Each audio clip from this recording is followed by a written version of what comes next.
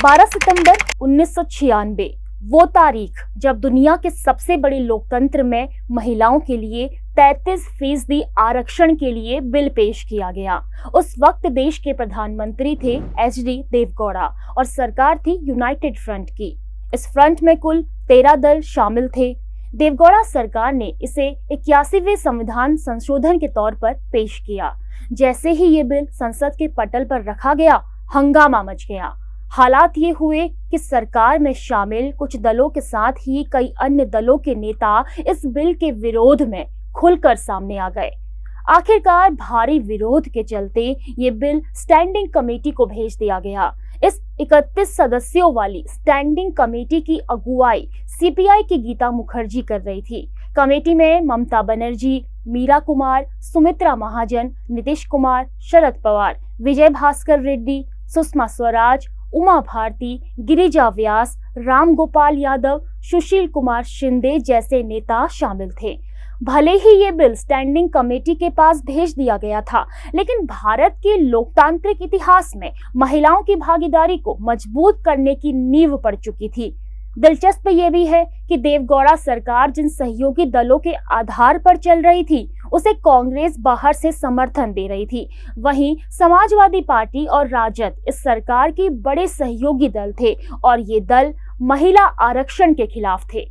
वैसे ऐसा नहीं है कि महिलाओं को आरक्षण देने की चर्चा इससे पहले नहीं हुई थी, बल्कि महिलाओं को आरक्षण देने की मांग 3 दशकों से उठती आई थी।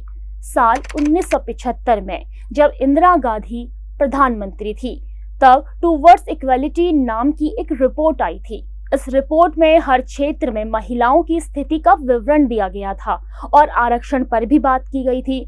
रिपोर्ट तैयार करने वाली कमेटी में अधिकतर सदस्य आरक्षण के खिलाफ थे। वहीं महिलाएं चाहती थी कि वो आरक्षण के रास्ते से नहीं, बल्कि अपने बलबूते राजनीति में आए। 1996 में स्टैंडिंग कमेटी को भेजे जाने के बाद ये बिल ठंडे बस्ते में चला गया। फिर आया साल 1998, जब 12वीं लोकसभा में अटल बिहारी वाजपेयी की एनडीए की सरकार में तत्कालीन कानून मंत्री एन थम्बीदुरई ने इस विधेयक को पेश किया। सरकार ने कोशिश की कि ये बिल पास हो जाए, लेकिन उन्हें भी सफलता नहीं मिली। इसके बाद एनडीए की सरकार ने दोबारा 13वीं लोकसभा में 1999 में इस विधेयक को पेश करने की कोशिश की। साल 2003 में एनडीए सरकार ने इस बिल पर सर्वसम्मति बनाने की कोशिश की, लेकिन सफलता नहीं मिल पाई। इसके बाद 2004 में आई मनमोहन सरकार। मनमोहन सरकार ने अपने बनने के 4 साल बाद इस बिल पर सक्रियता दिखाई।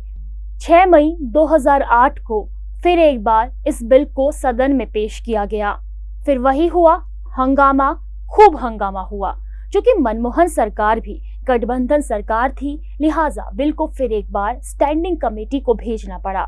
हालांकि दिलचस्प ये था कि जो मनमोहन सरकार लोकसभा में इस मसले पर बहुमत का इंतजाम नहीं कर पा रही थी, उसी सरकार ने राज्यसभा में महिला आरक्षण बिल के लिए बहुमत जुटा लिया। तारीख 9 मार्च 2010।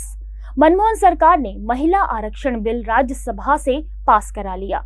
ये आधी आबादी के लिए आधी जीत मिलने जैसा था।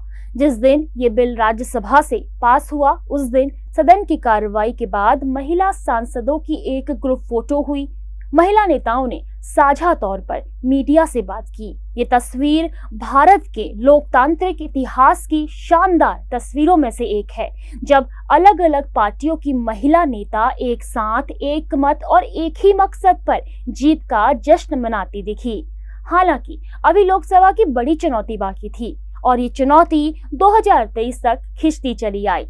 वैसे महिलाओं को संसद में बराबरी का दर्जा देने की बात तो छोड़िए, महज 33% का आरक्षण देना भी कई जनप्रतिनिधियों को गवारा नहीं था। यही वजह रही कि इस बिल से हंगामे के कई ऐतिहासिक घटनाक्रम भी जुड़ गए। यही नहीं, कई ऐसे बयान भी सामने आए जिन्हें किसी जनप्रतिनिधि के मुंह से सुनना हैरानी भरा और हताशा भरा था। मसलन जब 1997 में ये बिल पटल पर आया तो इसे लेकर सांसद शरद यादव ने एक आपत्तिजनक टिप्पणी कर दी। शरद यादव ने कहा, कौन महिला है कौन नहीं, केवल छोटे बाल रखने वाली महिलाओं को इसका लाभ नहीं मिलने देंगे। परकटी महिलाएं हमारी महिलाओं के बारे में क्या समझेंगी और वो क्या सोचेंगी। साल 1998 में 13 जुलाई को जब इस बिल को लोकसभा में पेश किया गया तो राजद सांसद सुरेंद्र प्रसाद यादव ने स्पीकर जीएमसी बाल योगी के हाथ से बिल की कॉपी को छीनकर फाड़ दिया था। बाद में सुरेंद्र प्रसाद ने मीडिया को बयान दिया कि BR अम्बेडकर ने उनके सपने में आकर ऐसा करने के लिए कहा था। ऐसा ही एक हंगामा 11 दिसंबर 1998 में भी हुआ जब एक बार फिर सदन की कार्रवाई में इस बिल को लाया गया। जैसे ही सदन शुरू हुआ, समाजवादी पार्टी के सांसद दरोगा प्रसाद बिल की कॉपी फाड़ने के लिए स्पीकर की कुर्सी की ओर लपके, लेकिन बीच में ममता बनर्जी ने उन्हें रोक लिया। कहते हैं कि ममता बनर्जी इतनी नाराज हो गई कि उन्होंने दरोगा प्रसाद की कॉलर पकड़ ली और उन्हें लगभग खींचते हुए सदन से बाहर ले गई। महिला आरक्षण बिल भले ही राज्यसभा में भारी बहुमत से पास हुआ हो, लेकिन इसे लेकर राज्यसभा में भी खूब हंगामा मचा है। 9 मार्च 2010 को जब ये बिल राज्यसभा से पास हुआ, उसके एक दिन पहले सपा के नंद किशोर यादव और कमाल अख्तर तत्कालीन सभापति हामिद अंसारी की मेज पर चढ़ गए। नंद किशोर ने तो माइक्रोफोन ही उखाड़ कर फेंक दिया। यही नहीं, लालू यादव की बेहद करीबी सांसद राजनीति प्रसाद ने इस बिल की कॉपी फाड़कर सभापति पर ही फेंक दी। हालांकि मौजूदा वक्त में महिलाओं को लेकर देश में न सिर्फ सोच बदली है, बल्कि राजनीतिक और सामाजिक क्षेत्रों में स्वीकार्यता भी सहज हो गई है। ऐसे में इस देश की आधी आबादी के लिए एक बेहतर भविष्य की उम्मीद रखी जा सकती है। महिला आरक्षण बिल से जुड़े कुछ और वीडियोस के लिए आप हमारे डिस्क्रिप्शन में देख सकते हैं। आपको हमारी ये रिपोर्ट कैसी लगी, हमें जरूर बताएं। कमेंट करके अपनी राय रखें। नमस्कार।